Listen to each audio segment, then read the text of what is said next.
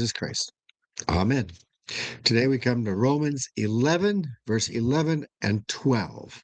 Now, as we go forward here, kind of keep in the back of your mind the parable of the prodigal son.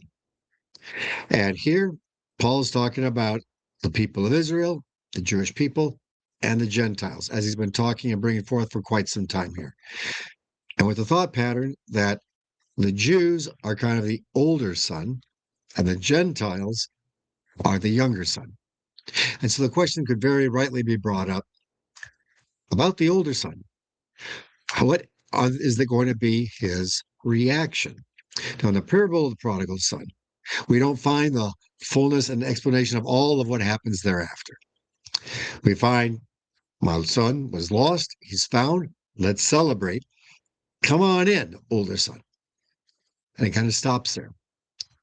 But what will the answer finally be, especially if you've got a rejection taking place because of that? Now, we come here to Romans 11, 11 through 12, as Paul's talking about being called. God called the people of Israel, God calls the Gentiles, and too many of Paul's own people have rejected.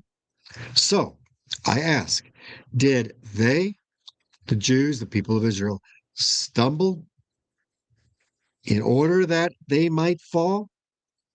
By no means. In other words, as it all kind of comes forward, did they fall, the stumble? Did this all happen? And did God make it happen? No. Did God try to make people sin, go away from him, reject him? No. God's will is always that people hear, believe, and be saved. That's God's constant will going forward. His will, his desire is that all be saved and that nobody be separate from him. But he's also God that knows reality. He knows where things actually go. And so he does what needs to be done to call us. And even if the prodigal son is coming, he doesn't put that prodigal son in his place.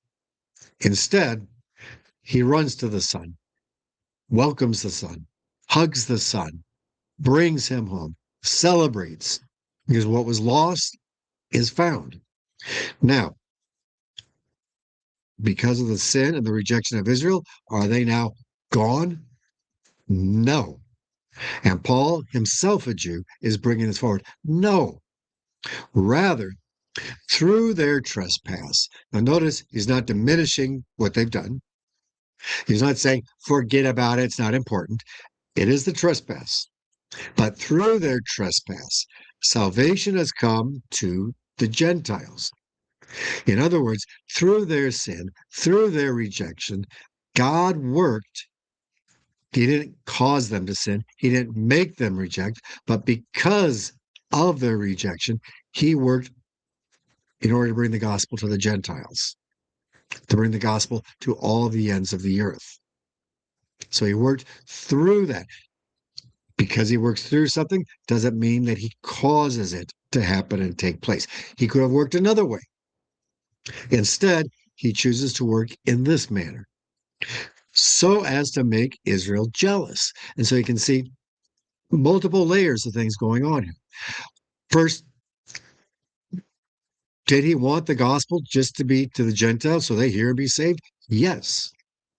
Did he want all nations to hear the word of the Lord, to believe, to be saved? Yes.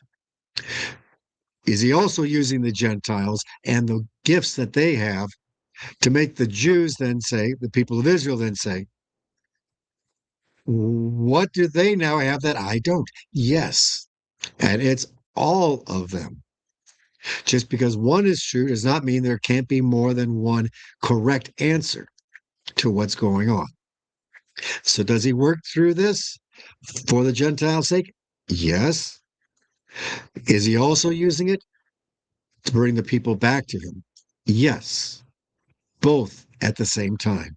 Now, if their trespass, the trespass of the people of Israel, their sin, their rejection, their worship of other gods, or you get to the Pharisees, basically self-worship, means riches for the world, praise be to the Lord.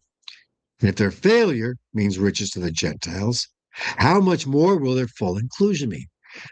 If they have rejected and the Gentiles believe, praise be to the Lord, these riches are there. Nevertheless, how much even greater would it be if they were all included and we were all part of that incredible church of the Lord? May we all sit and stand where the Lord puts and places us in his holy name.